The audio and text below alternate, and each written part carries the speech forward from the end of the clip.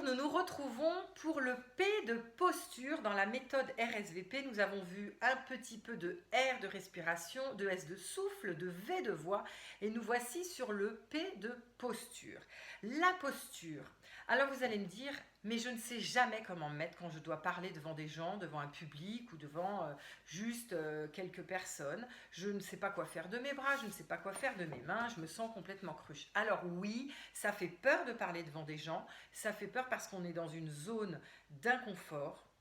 On est dans notre zone de vulnérabilité, on se sent complètement à poil, on n'a plus notre masque qu'on peut utiliser en société, on n'a plus la possibilité de se cacher derrière quoi que ce soit. Là, on est vraiment nous-mêmes et ça nous renvoie à notre histoire. Alors, je vous invite à être le plus authentique et sincère possible. En fait, plus vous allez être vous-même et plus ce sera facile. Sinon, vous allez avoir un tel écart entre ce que vous êtes en société et la réalité de ce que vous êtes et plus c'est très compliqué d'affronter ce moment. Alors apprenez en vous filmant beaucoup, en répétant, en s'imprégnant de votre texte ou de votre présentation à faire, apprenez, récitez, révisez et puis déjà vous serez beaucoup plus à l'aise et puis filmez-vous, faites-le devant un maximum d'amis, de personnes, de famille pour vous entraîner avec quelqu'un en face de vous. Voilà, ça c'est la première chose que j'ai envie de vous dire. La deuxième chose, on a besoin de cette posture, de cette gestuelle, parce que d'abord c'est la première impression qu'on va avoir de vous, donc c'est très important. C'est le premier lien que vous avez tissé avec votre public. Et puis la deuxième chose, plus vous êtes à l'aise dans votre corps, plus votre message va passer sans parasite. Vous allez être à l'aise d'abord dans votre gestuelle, dans vos mains, sur vos pieds, et puis votre message du coup va rester très impactant. Alors que si vous êtes avec plein de gestes parasites, on ne retiendra que ce qui nous gêne et qui nous met mal à l'aise, et le message restera complètement inaperçu et c'est bien dommage. Dans la communication, je vais vous parler un petit peu Albert Mehrabian, qui a fait des travaux sur la théorie des 3 V. Alors V, non pas comme victoire, mais V comme 7% de la communication est verbale, c'est-à-dire tous les mots, le contenu de votre texte, de votre présentation. 38% est vocal, donc c'est tout ce qu'il y a à travers la voix, le rythme, les inflexions, les couleurs, tout ce qui va faire un petit peu, voilà, ce qui va attirer dans une voix, ce qui va faire d'ailleurs des grands orateurs ou pas.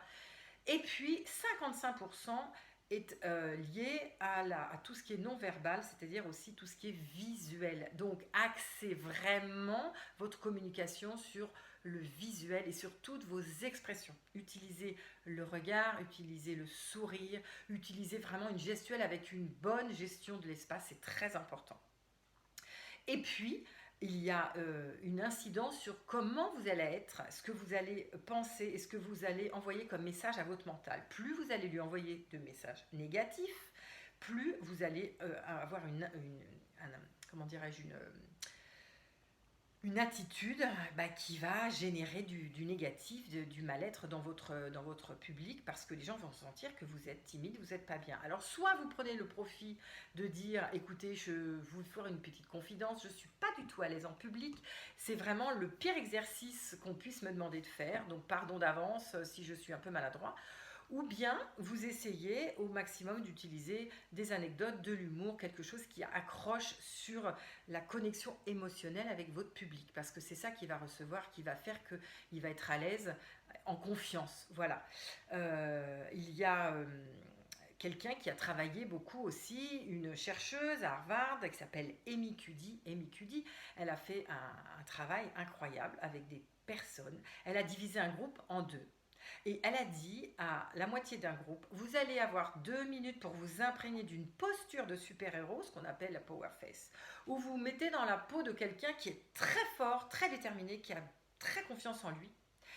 Et puis l'autre moitié, vous allez faire l'inverse. Pendant 2 minutes, vous allez vous imprégner d'une posture où vous ne vous sentez pas bien, vous vous sentez en infériorité, vous vous sentez dans une zone d'inconfort et une posture basse, qu'on appelle une posture basse. Alors on a fait ça avec des moyens scientifiques, hein, c'est pas n'importe quoi.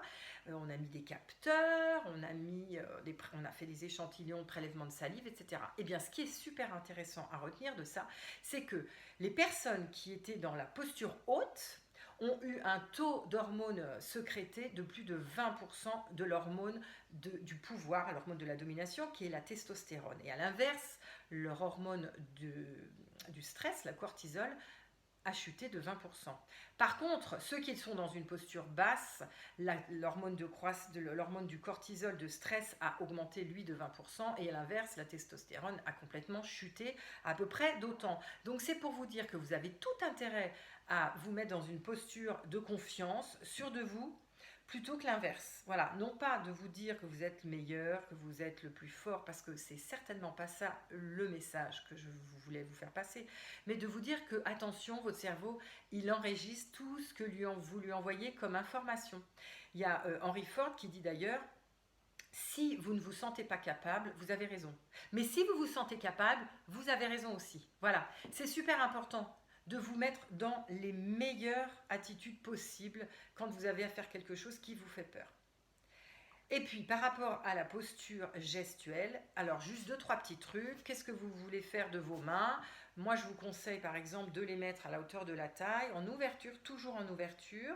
Et puis, pensez que vous avez comme un petit poussin, un petit animal, comme ça, un petit oiseau, pour pas l'écraser. Et vous commencez à parler comme ça, avec les mains ouvertes, pour vous donner confiance. Puis quand vous commencez à être bien, en confiance, vous lâchez un petit peu les mains et puis vous pouvez bouger un petit peu vos bras à droite, à gauche. Voilà, ça n'est pas grave. Vous pouvez bouger un tout petit peu si vous avez besoin comme ça d'évoluer un petit peu dans votre espace. Pas de problème, pas trop parce que sinon on va avoir le mal de mer. Et encore une fois, on ne va voir que ce qui parasite. Tous les gestes qu'il va y avoir en trop vont être parasites par rapport à votre message.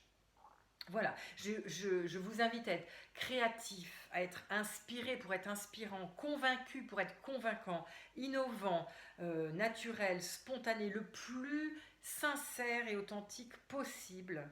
Et puis surtout, filmez-vous, entraînez-vous. Imaginez-vous que vous êtes avec quelqu'un qui vous fout la trouille, vraiment, votre N+1, N+2, que sais-je, quelqu'un qui vous même un petit peu, qui vous intimide.